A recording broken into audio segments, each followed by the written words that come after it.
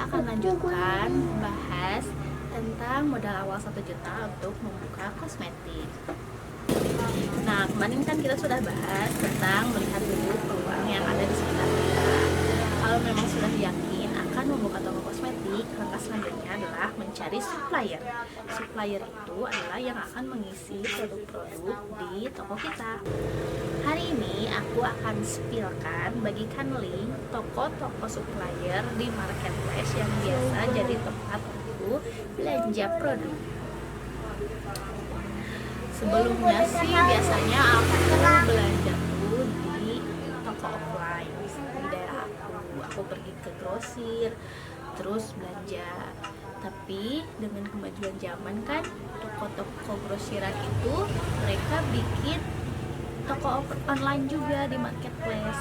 Alhamdulillah itu sih bikin kita jadi lebih gampang ya, hemat waktu, hemat tenaga untuk belanja. Jadi kita bisa belanja online untuk kebutuhan toko kita dengan budget yang sangat terbatas, yaitu dengan 1 juta rupiah. Aku dipaksa untuk memilih dan memilah mana supplier yang terbaik, mana harga dengan toko yang terbaik, termurah, promo terbaik, dan dipaksa untuk cari-cari, dibanding-banding terus, dan akhirnya aku menemukan toko-toko yang saat ini menjadi langganan aku. Nanti akan aku share link toko tersebut buat kalian juga yang mau mulai usaha kosmetik.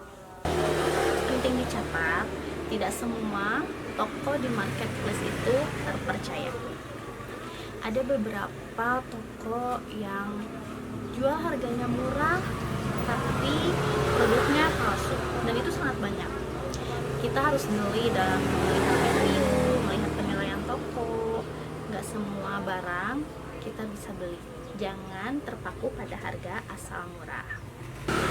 Aku mau tunjukin, di sini ada toko dengan harganya murah, tapi reviewnya dan penilaiannya sangat buruk.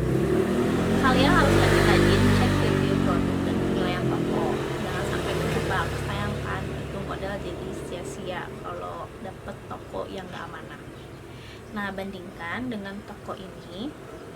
Di sini tokonya penilaiannya bagus dan produknya ori. Walaupun harganya sedikit mahal, bahkan bedanya bisa Rp5.000 per produk, tapi dijamin keasliannya, dan mereka agen resmi yang dipercaya oleh langsung dari PT-nya. Biasanya mereka punya sertifikat yang dipajang di halaman depan toko marketplace-nya.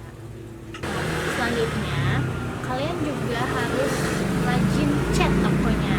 Kalau misalkan toko itu pas respon dan responnya sangat baik, itu toko bisa dipercaya. Tapi kalau responnya lama dan tidak mengindahkan chat-chat kita gitu, berarti itu harus waspada ya, karena jika ada returan produk atau produk yang rusak dan mereka akan sulit dihubungi, kita juga yang akan merugi.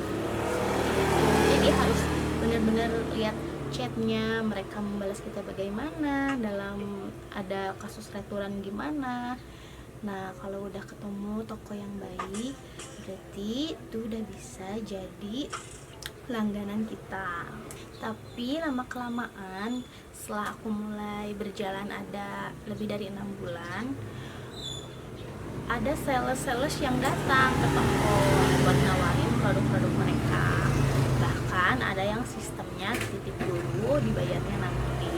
Nah, itu sih kesempatan bagus buat kita kalau kita udah didatangin sales, karena kita bakalan dapet sampel gratis, promo produk, dan bayarnya bisa nanti. Jadi kita ada penuh nih barang di toko tapi tanpa modal. Itu dia beberapa tips dari aku kalau kalian mau cari supplier di marketplace. Yang pertama, pastikan produknya original. 2, lihat perbandingan harga. 3, lihat penilaian toko. 4, lihat review produk. Jangan asal murah, jangan kejebak sama seller-seller nakal di marketplace. Kalian harus jeli dan hati-hati.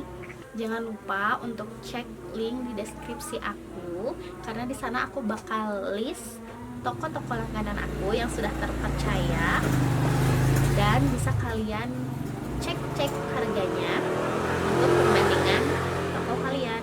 Beberapa keuntungan bagi kita saat belanja di marketplace, kita bakal dapat voucher biasanya ya, dapat voucher potongan harga, voucher cashback, atau bonus gratis produk dari toko tersebut. Jadi itu bisa lumayan ya menghemat biaya belanja kita. Jangan lupa untuk cek link nih di deskripsi yang sudah aku sematkan. Kalian bisa lihat di sana produk-produknya. Itu sih udah aku pakai, udah aku langganan aku dari beberapa tahun ke belakang. Mereka terpercaya, returannya mudah, dan biasanya mereka suka kasih bonus kalau aku belanjanya banyak. See you next video.